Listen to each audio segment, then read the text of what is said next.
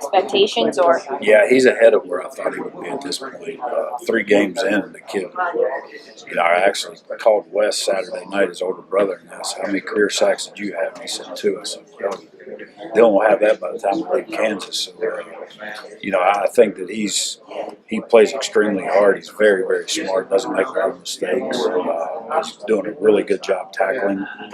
So he's exceeded my expectations at this point. One of the pleasing things for you maybe last week was the way your guys were able to handle the adjustments you did on balance. Was that something that caught your eye a little bit, the way you were able to adjust to that a little bit? Yeah, it was good.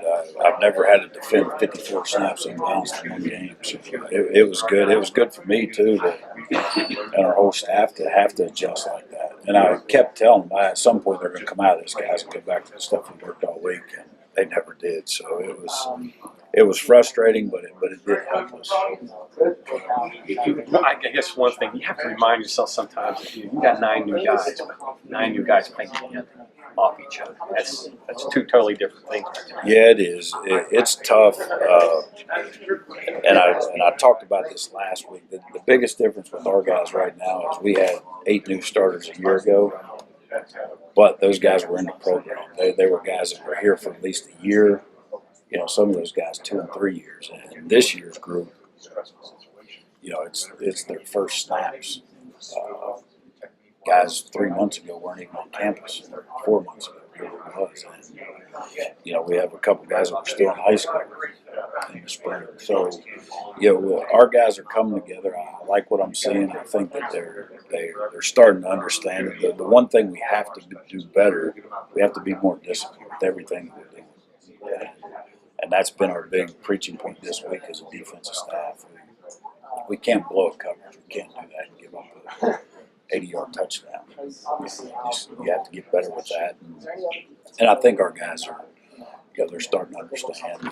And to see them and be able to correct mistakes off of game film, I think that means a little more to them as well. You do it in practice, well, that's practice coach. But now I think we're getting their attention with that aspect.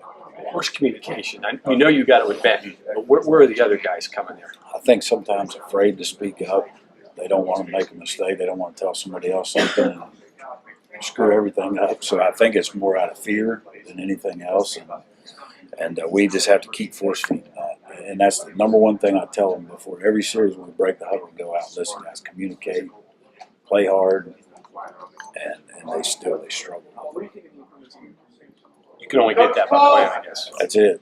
And being comfortable with our scheme and what you're doing. You have to know what you're doing first to be able to help other guys out. And that's why Al is so good.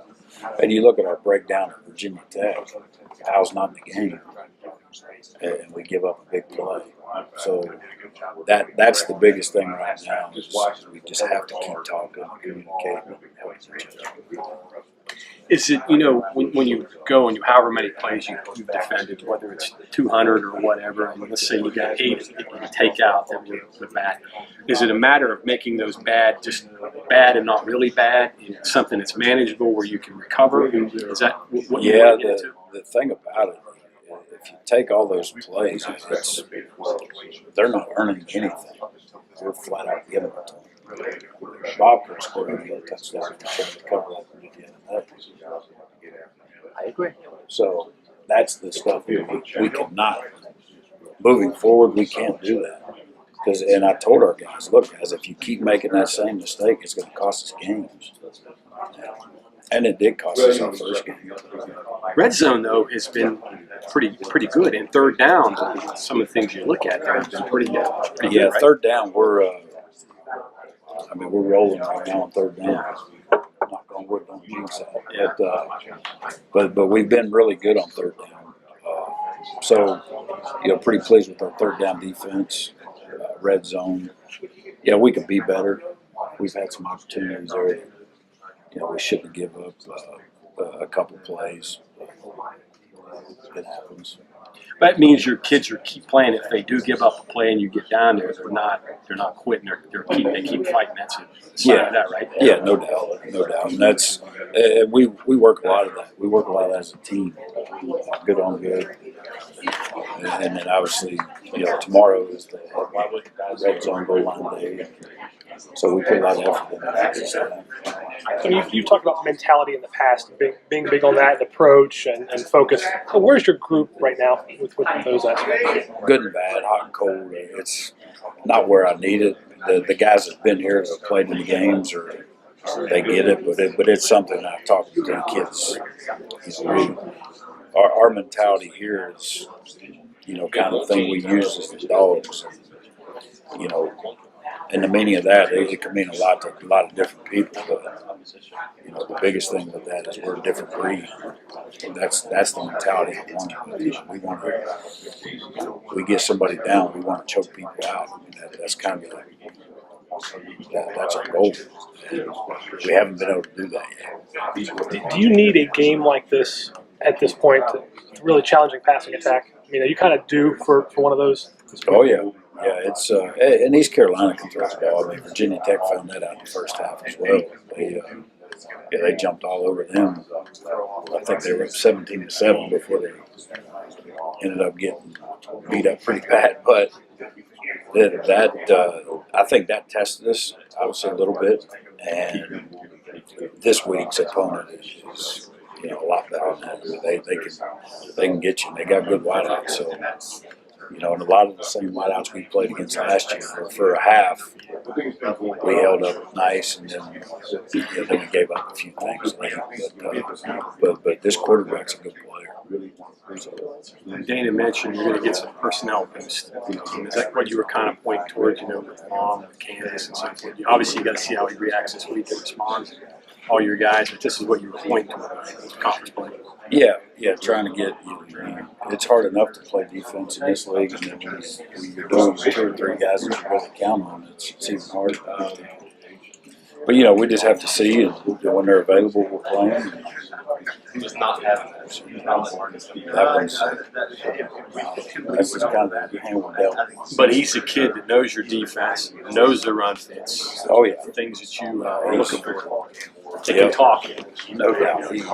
He's very comfortable in his own skin with the way he plays, and understanding the defense and the scheme. And obviously, he's a big talent player. I have a lot of respect for his player. Gonna be excited when we get him. How has the linebackers been? How would you rate them through 3 games? Better, improving? How would you? Yeah, really good against Virginia Tech. Played extremely well there. East Carolina. I think it was the 49-3. Okay, we've got this game in hand. Let's relax a little bit. And I thought last week was probably the best week of practice we've had as a whole defense.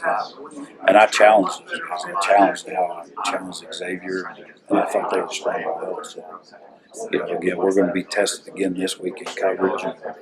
And also this team can run the ball. So their backs run hard. So we're going to get tested again. And, at this point, I wouldn't say great, but we're solid.